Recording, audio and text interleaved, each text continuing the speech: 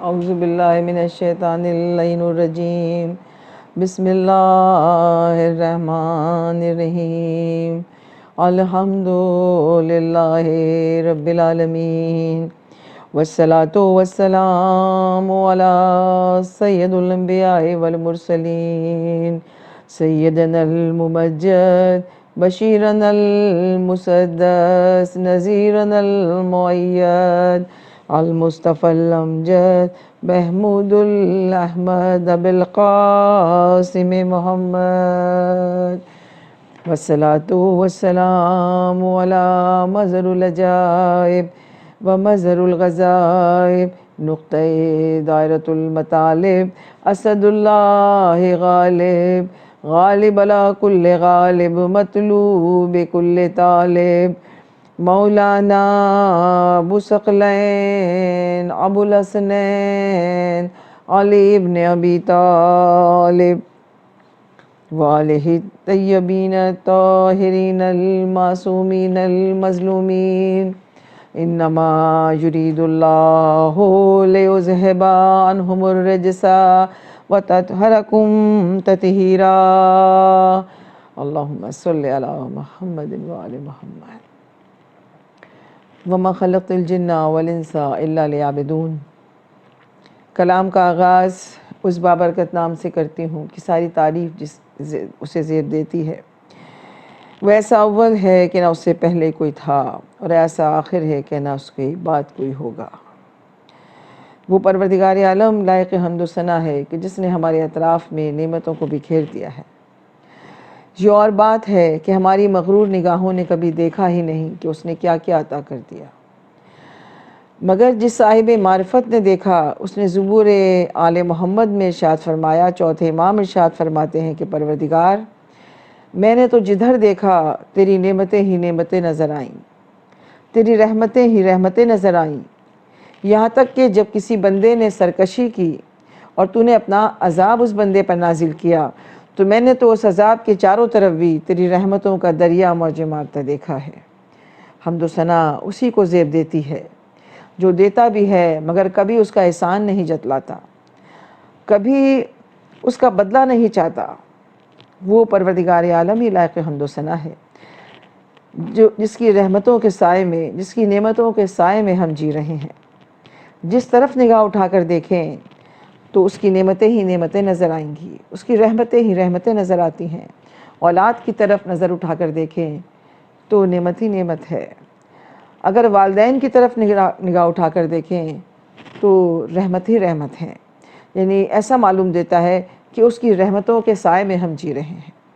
وہ پروردگار عالم ہی لائق حمد و ثنا ہے جس کا یہ احسان ہے کہ اس نے ہمیں نہ صرف یہ کہ عقل سلیم عطا کی، سوچنے سمجھنے کی صلاحیت عطا کی، بلکہ اس نے بہترین رہبر اہم معصومین کی صورت میں ہمیں عطا کیے جو ہمارے لیے معرفت الہی کا ذریعہ ہیں، جس نے انہیں ہمارے لیے ہدایت انسانی کا ذریعہ قرار دیا۔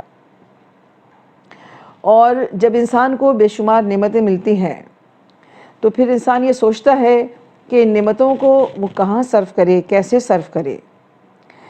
اسی لیے پروردگار عالم نے قرآن کریم میں ارشاد فرمایا تھا کہ اے میرے حبیب ان سے کہہ دیجئے کہ ان کی نعمتوں کے حقدار، ان کی نیکیوں کے حقدار سب سے پہلے ان کے والدین ہیں، اس کے بعد رشتہ دار ہیں، اقربا ہیں، یعنی کہ اس کے بعد جو ہے مساکین کا حق ہے، یتیموں کا حق ہے، اور اس کے بعد جو ہے مسافروں کا حق ہے۔ اور اہم معصومین کی احادیث سے اور ان کی سیرت سے بھی ہمیں معلوم ہوتا ہے کہ سب سے پہلا بنیادی حق جو ہے وہ والدین کا ہے۔ جس نے والدین کا حق عطا نہیں کیا یا والدین کے ساتھ نیکی نہیں کی تو اس کی کوئی نیکی جو ہے وہ اللہ کی بارگاہ میں قبول نہیں ہوتی۔ اسی لیے ارشاد فرمایا ہے اہم معصومین نے کہ اگر کوئی اولاد کی سمجھتی ہے کہ وہ ماں باپ کے ساتھ نیکی کیے بغیر یا ان کا حق ادا کیے بغیر اگر دنیا میں صاحب عزت ہو جائے گی یا دنیا میں اسے امتیاز حاصل ہو جائے گا یا بلند و بالا ہو جائے گی تو اس کی بھول ہے۔ بغیر والدین کے ساتھ نیکی کیے، والدین کا حق ادا کیے کوئی انسان دنیا میں کامیاب نہیں ہو سکتا۔ اسی لیے معصومین کا ارشاد ہے کہ اگر کوئی ساری رات عبادت کرے، ساری رات کھڑا ہو کر عبادت کرے لیکن والدین کے ساتھ نیکی نہ کرے تو اس کی عبادت اللہ کی راہ میں کبھی قبول نہیں ہوگی، پروردگار کبھی قبول نہیں کرے گا، ایسے سجدوں کو، ایسی عبادتوں کو وہ قبول نہیں کرے گا، اس لیے کہ جب اس کا حق ادا نہیں کیا کہ جو دنیا میں تمہیں لانے کا وسیلہ بنے ہیں، جنہوں نے تمہاری پرورش کی، جنہوں نے پالا، جب ان کا حق ادا نہیں کیا تو پھر اس مالک کائنات کا حق کیا ادا کرو گے؟ اس لیے مولا کائنات علی بن ابی طالب علیہ السلام کا ارشاد گرامی ہے کہ اگر یہ دیکھنا چاہتے ہو، کسی انسان کے بارے میں معلومات حاصل کرنا چاہتے ہو کہ وہ انسان کیسا ہے، تو اس کے مال دولت کو مت دیکھو، اس کی مکانات کو مت دیکھو، اس کے لباس سے فاخرہ کو مت دیکھو، بلکہ یہ دیکھو، سب سے پہلے دیکھو کہ والدین کے ساتھ کیسا ہے۔ اگر وہ والدین کے ساتھ اچھا ہے تو اس کا مطلب ہے تمہارے ساتھ بھی نیکی کرے گا، اگر والدین کا حق ادا نہیں کیا اس نے، والدین کے ساتھ نیک نہیں ہے، اس کا مطلب یہ ہے کہ تمہاری کتنی بھی خوشامد کرے وہ کبھی تمہارے ساتھ اچھا نہیں ہوگا، کبھی اس کے بہکاوے میں مت آنا۔ صادق آل محمد امام جعفر صادق علیہ السلام کا ارشاد گرامی ہے کہ ماں باپ کا حق تو اتنا ہے کہ اگر ماں باپ تم سے یہ کہیں، حکم دیں تمہیں یہ کہ سارے دن دھوپ میں کھڑے رہو، تو تمہیں سارے دن دھوپ میں کھڑے رہنا چاہیے۔ ہو سکتا ہے اسی دھوپ میں کھڑے رہنے سے تمہارے گناہ جھڑ جائیں اور تمہارے نام اعمال میں گناہوں کی جگہ نیکیاں لکھ دی جائیں۔ امام ارشاد فرماتے ہیں کہ اگر اس سے بھی زیادہ سخت حکم دیں تو ان کے حکم پر عمل کرو، یہاں تک کہ اگر اس سے چھوٹا بھی جملہ ہوتا تو ہم وہ بھی کہہ دیتے کہ والدین کی شان میں یہ بھی مت کہو۔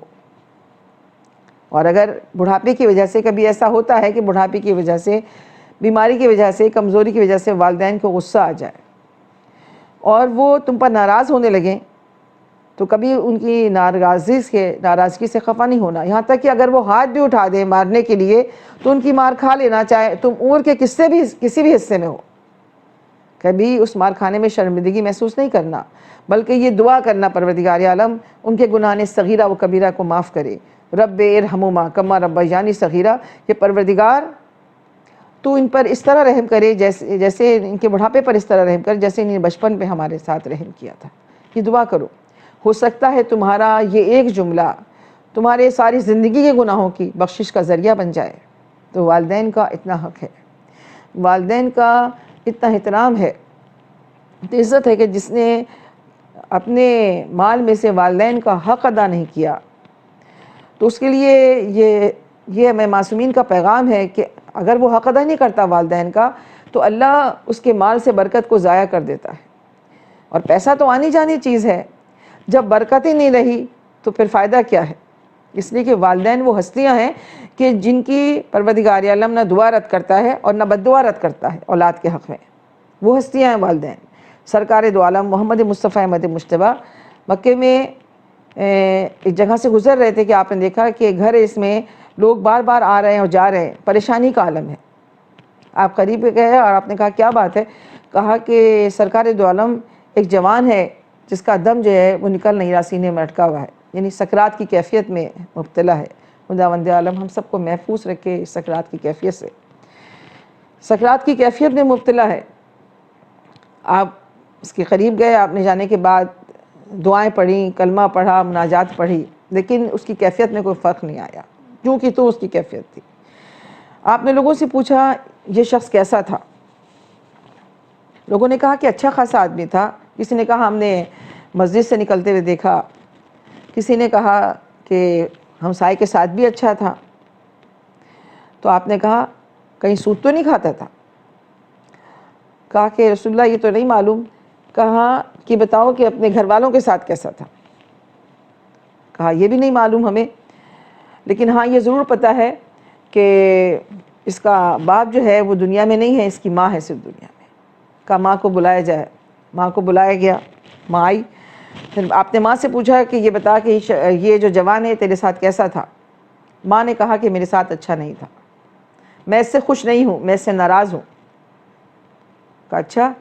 کہا لیکن ماں کا دل تو محبت کا خزینہ ہوتا ہے، اسے معاف کر دے، اسے معاف کر دے۔ کہا کہ نہیں یا رسول اللہ، میں اسے معاف نہیں کروں گی، اس لیے کہ اس نے میرے ساتھ بہت ہی برا سلوک کیا ہے، اس نے مجھے اتنا بے عزت کیا ہے، اتنا ذلیل کیا ہے کہ اس نے مجھ پر ہاتھ اٹھایا ہے، میں اسے کبھی معاف نہیں کروں گی۔ جب اتنا اصرار کیا کہ میں معاف نہیں کروں گی، تو اب دیکھیے اولاد جو ہے وہ جوان ہو جاتی ہے اور ماں ضعیف ہو جاتی ہے، لیکن ماں ضعیف ہونے کے باوجود اللہ نے اسے کتنی پاور دی ہے، کتنی طاقت دی ہے۔ رسول اللہ نے جب بے انتہا مرتبہ کہا کہ تو دعا کر دے اس کے حق میں، اس کی مشکل آسان ہو جائے گی، کہا نہیں، میں اس سے ناراض ہوں، میں اس سے ناراض ہوں۔ تو آپ نے حکم دیا کہ لوگوں کو کہ لکڑیاں لاؤ اور آگ جلاؤ۔ لکڑیاں لائی گئیں اور آگ جلائی گئی۔ جب آگ پوری طرح دہک گئی، روشن ہو گئی، تو آپ نے حکم دیا کہ اس نوجوان کو اس آگ میں ڈال دیا جائے۔ لوگ حیران تھے، لیکن ماں جو تھی وہ بے قرار ہو گئی۔ کہا نہیں یا رسول اللہ، آپ اسے معاف کر دیں۔ کہا کہ نہیں، کہا آپ تو رحمت للعالمین ہیں، آپ اسے معاف کر دیں، میرے بچے کو معاف کر دیں، آپ تو دنیا کے لیے رحمت بن کے آئے ہیں۔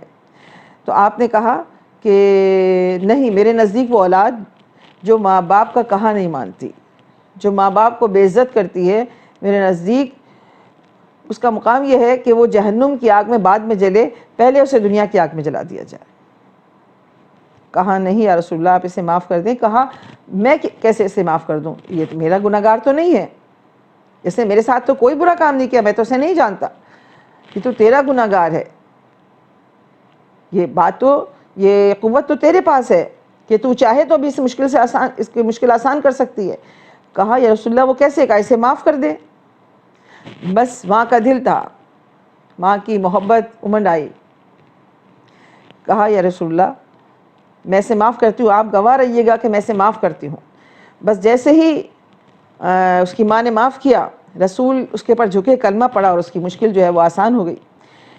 تو رسالت آپ نے ارشاد فرمایا کہ آگاہ ہو کہ تم دنیا ہی میں ماں کے محتاج نہیں ہو، آخرت میں بھی تم ماں کے محتاج ہو۔ آخرت ماں اتنی بڑی چیز ہے، ماں اتنی بڑی عزت والی چیز ہے کہ آخرت میں بھی ماں کے نام سے اٹھایا جائے گا، آخرت میں بھی ماں کے نام سے اٹھایا جائے گا۔ اس لیے یہ حکم ہے کہ اگر چاہتے ہو کہ دنیا میں پھولو پھلو، عزت ملے تمہیں، تو ماں باپ کے ساتھ حسن سلوک کرو، ماں باپ کے ساتھ نیکی کرو۔ اس لیے ماں جو ہے وہ ہستی ہے کہ جس کی دعا اولاد کے حق میں کبھی رد نہیں ہوتی، کبھی رد نہیں ہوتی۔ تو یہی حکم معصومین ہے کہ اگر ماں باپ زندہ ہیں اور تم خدمت کر سکتے ہو تو ان کی خدمت کرو، خدمت نہیں کر سکتے تو ان سے محبت کرو۔ محبت نہیں کر سکتے اگر قریب جا کے بیٹھو اور ان کا چہرہ دیکھتے رہو، جتنی دیر تم ان کا چہرہ دیکھتے رہو گے پروردگار عالم تمہارے نام اعمال میں عبادت کا ثواب لکھتا رہے گا، عبادت کا ثواب لکھتا رہے گا۔ تو ماں باپ کا اتنا مرتبہ ہے، اگر ماں باپ کے مرتبے کو سمجھنا ہے تو ائمہ معصومین کے در پر آئیے۔ کس طرح سمجھایا ہے آل محمد نے کہ معصومین کا مرتبہ کیا، والدین کا مرتبہ کیا ہے۔ امام حسین علیہ السلام نے کبھی فضا کو، جو کنیز تھیں آپ کے گھر کی، کبھی فضا کو فضا کہہ کے نہیں پکارا، ہمیشہ اماں فضا کا ہے۔ حالانکہ حبشی خاندان سے تھیں فضا، کہاں حبشی خاندان اور کہاں اہل بیت کا خاندان، آل محمد کا خاندان، لیکن چونکہ ماں کی کنیز تھیں لہٰذا ماں کی کنیز کی عزت کر کے بتایا کہ دیکھو ہم ماں کی کنیز کا اتنا عزت کرتے ہیں، کتنی عزت کرتے ہیں، اتنا احترام کرتے ہیں کہ انہیں سلام بھیجا امام حسین نے، اور انہیں ہمیشہ اماں فضا کہہ کر مخاطب کیا، اور یہی چوتھے امام کا حال تھا۔ تو کربلا صرف ایک دن کی شہادت نہیں ہے، بلکہ تمام حکم امور شرع کو امام حسین علیہ السلام نے ایک روز عاشورہ کے دن انجام دے کر دکھایا ہے۔ تمام حکم امور شرع کو ایک عاشور کے دن ہر پہلو کو پر عمل کر کے دکھایا ہے۔ کسی کو معاف کر کے بتلایا کہ دیکھو اس طریقے سے معاف کیا جاتا ہے، دفن کر کے بتلایا کہ دیکھو احکامات شرع کی تکمیل اس طریقے سے بھی کی جا سکتی ہے۔ تیروں کے سائے میں نماز پڑھ کے دکھائی کہ دیکھو ہمارے پاس ہزار بہانے اس وقت نماز کو قضا کرنے کے، چھوڑنے کے، بس سچ کہا کسی نے، کیا وہ کام بوقت روا روی تو نے، نماز جاتی تھی دنیا سے روک لی تو نے، عمل نانا نے کیا اور تکمیل نواسے نے کری، اور اس طریقے سے تکمیل کری کہ دنیا حیران و پریشان نظر آتی ہے۔ حسین اور اولاد حسینی احکامات شرع کی تکمیل کرتے ہوئے نظر آتے ہیں۔ عاشور کا دن آیا، جب بھی کوئی جوان حسین کے خیمے میں اجازت لینے کے لیے آتا تھا، حسین ابن علی اس سے پہلے ہی کہتے تھے کہ ماں سے اجازت لی ہے تم نے، جاؤ پہلے ماں سے اجازت لے کر آؤ۔ امام وقت ہو کر یہ بتلایا ہے کہ دیکھو ماں کا مقام کیا ہے، یہاں تک کہ جب اپنا بیٹا علی اکبر اجازت لینے کے لیے آیا ہے اور کہا ہے کہ بابا اب سب چلے گئے، انصار چلے گئے، اقربا چلے گئے، اب علی اکبر کو رنگ کی رضا چاہیے۔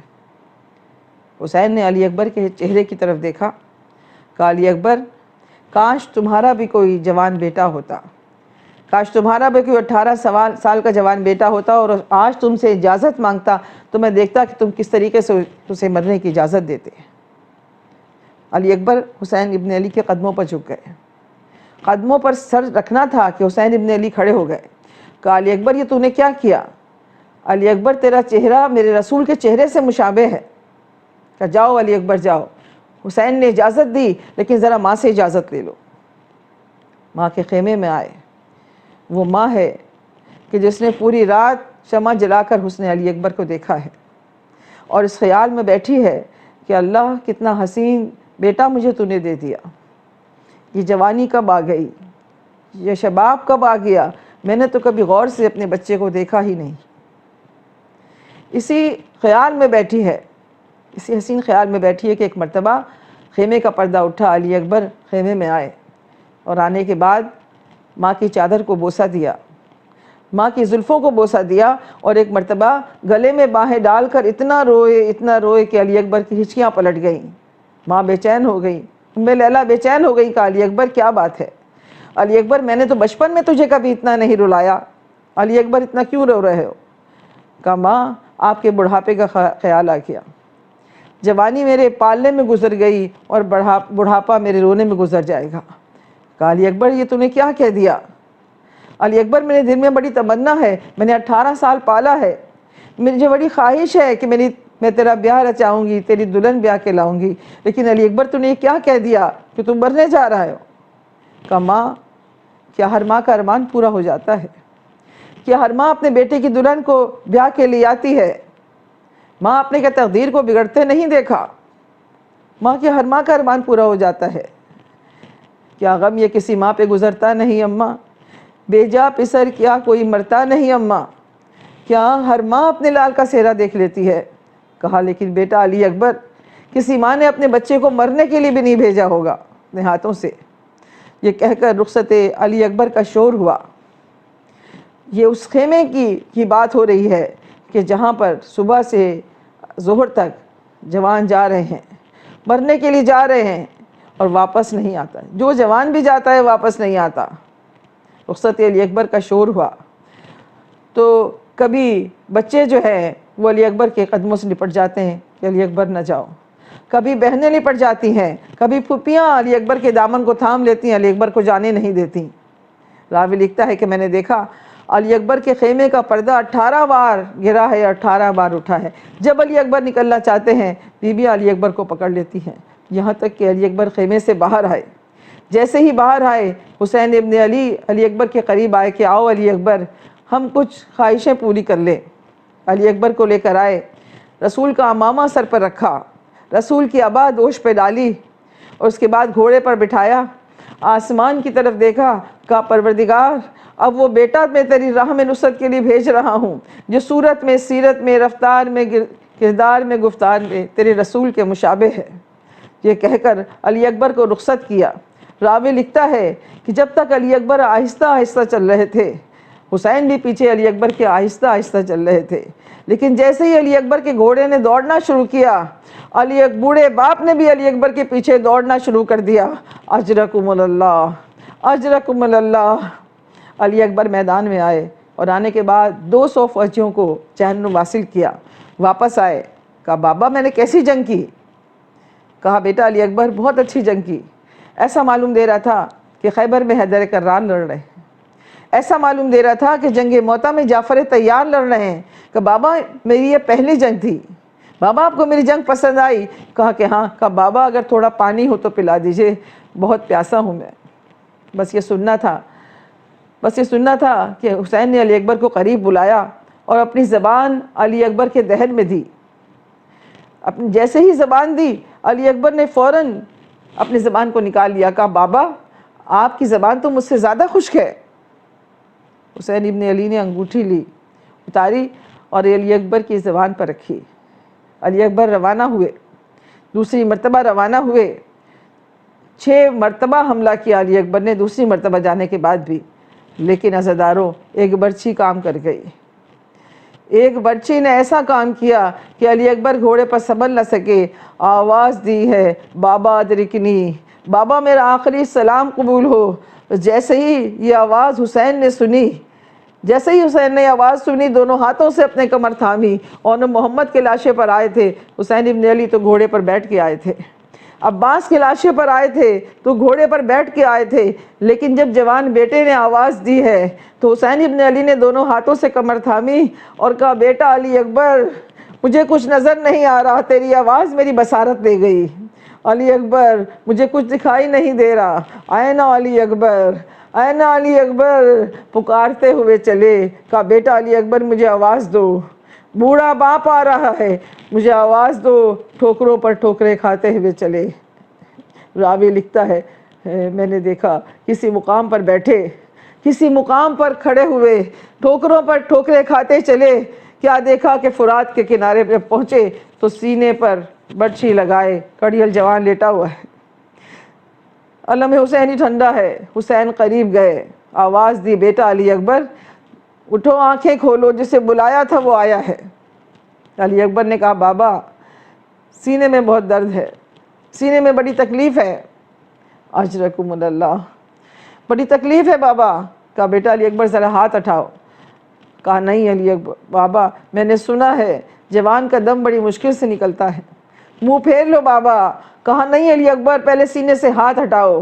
اب جو عزاداروں علی اکبر نے سینے سے ہاتھ ہٹایا، قیامت گزر گئی حسین کے دل پر، برچھی کی ٹوٹی ہوئی یعنی کلیجہ اکبر میں پیوست تھی۔ اب حسین کیا کرے؟ ہائے میرا صابر امام، ہائے میرا تنہا امام۔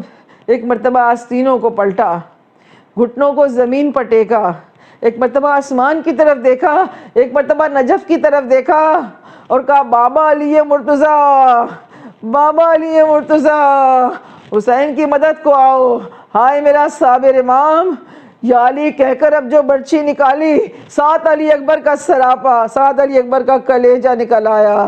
برچھی کے ساتھ علی اکبر کا کلیجہ باہر آ گیا۔ بیٹے کے خون میں نہا گئے علی حسین، بیٹے کے خون میں نہا گئے۔ علی اکبر کا اصرار ہے کہ بابا مجھے خیمے میں لے چلے، بابا مجھے ماں سے ملنا ہے، بابا مجھے خیمے میں لے چلے۔ اب حسین کیا کرے، بوڑھا باپ ہے۔ علی اکبر کو اٹھایا، پیر زمین پر خط بنا رہے ہیں، اشقیاء تمسخر کر رہے ہیں۔ ایک مرتبہ آواز دی اے اطفال بنی ہاشم آؤ، بوڑھے باپ سے جوان بیٹے کا لاشا نہیں اٹھتا۔